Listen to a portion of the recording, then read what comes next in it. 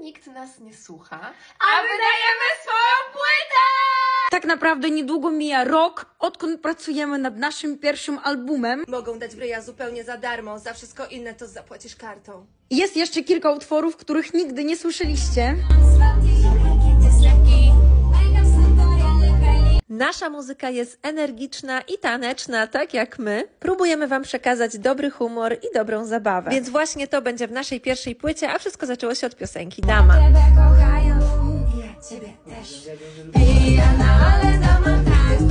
Też niedawno miała miejsce nasza pierwsza sesja okładkowa i to, jak wygląda płyta, już możecie zobaczyć na stronie preorder.pl. Także już możecie zamówić naszą pierwszą płytę w preorderze. Płyta będzie w boksie z takimi słowiańskimi dodatkami.